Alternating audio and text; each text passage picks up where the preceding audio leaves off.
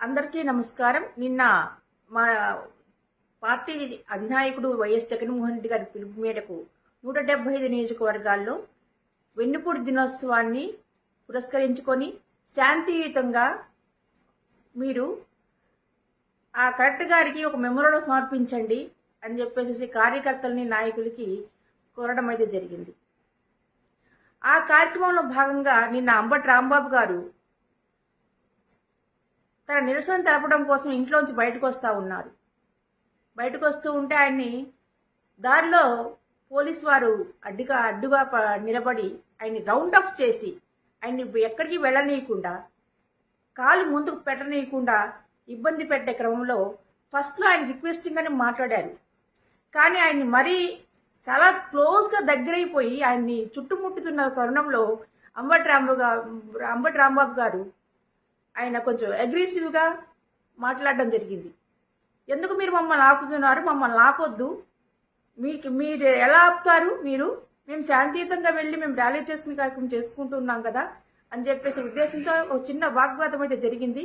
అంతకంటే తీవ్రమైన స్థాయిలో పోలీసు వారు కూడా ఆయన మాజీ మంత్రివర్యులైనటువంటి చిన్నపాటి గౌరవం కూడా లేకుండా విరుచుకుపడిపోయారు. పైగా మళ్ళీ వీళ్ళే ఒక వీడియో తీసేసి ఆ వీడియోని చూపించి మళ్ళీ మా విధులకు ఆటంకపరిచారంటూ ఆయన్ని పోలీస్ స్టేషన్లో కేసు పెట్టడం జరిగింది. ఒకటి అడుగుతా ఉన్నాము, అక్కడ ర్యాలీలు అంటూ ఏం జరగలేదు. కలెక్టర్ ఆఫీస్లో ఒక నిరసన పాయింట్ అంటూ ఒకటి ఉంటుంది. అక్కడ ప్రతి ఒక్కళ్ళు కూడా నిరసన చేస్తున్నప్పుడు ఒక టెంట్ వేసుకొని కొంతమంది గ్యాదరేషన్ అయ్యి అక్కడ ఒక చిన్న మీటింగ్ లాగా ఏర్పాటు చేసుకొని ఆ తర్వాత లిమిటెడ్ మెంబర్స్ని ఎంతమంది అయితే అంతమంది 5 10 మందో అలా లిమిటెడ్ మెంబర్స్ లోపలికి వెళ్ళి విత్ పర్మిషన్తో కలెక్టర్ గారికి ఒక అర్జీ విన్నపాన్ని సమర్పించడం అనేది అనాది నుంచి వస్తూ ఉంది. ఆ పరంపరలోనే నిన్న అంబటి రాంబాబు గారు కూడాను ఆ విధంగా ఒక అర్జీని ఇద్దామని చెప్పేసి అక్కడ ఉన్న నిరసన పాయింట్లో ఒక చిన్న మీటింగ్ లాగా మాట్లాడుకొని ఆ తర్వాత కొంతమందిని కలుపుకొని ఆయన కలెక్టరేట్లో వెళ్ళి నిన్న ఒక మెమోరాండం సమర్పించడం జరిగింది. ఈ కార్యక్రమాన్ని అడ్డుకునేందుకు పలు రకాలుగా హౌస్ అరెస్టులు అంటూ నానా రకాలుగా ఆ నైట్ నుంచే మొదలుపెట్టారు దాడి చేయటం.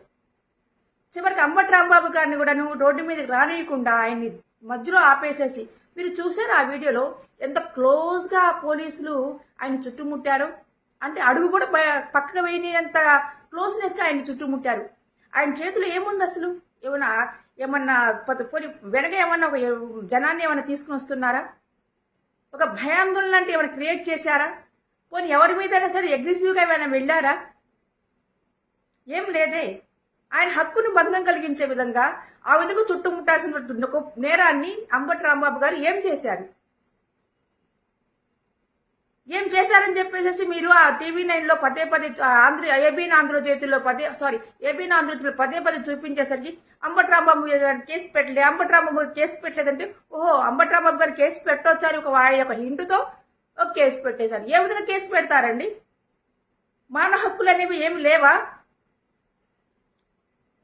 తన యొక్క నిరసనని వ్యక్తం చేసుకునేటువంటి అవకాశం కూడా పోలీసు వారు కల్పించలేరా? ఎందుకు ఈ విధంగా అడ్డుకుంటూ ఉన్నారు? ఏదైనా అక్కడ హింసా ఆందోళనలు ఏమైనా జరుగుతూ ఉంటే వారు అక్కడ యొక్క విధులు నిర్వర్తించినప్పుడు అప్పుడు ఏమైనా మాట్లాడితే బాగుంటుంది. అక్కడ శాంతియుతంగా జరుగుతుంది. ఎవరిని ఎవరు తోపులాటలు లేవు, ఎవరిని ఎవరు కొట్టుకోవడాలు లేవు. అక్కడ ఇలాంటి ఆయుధాలని అక్కడ ఏమీ చేసుకోలేదు.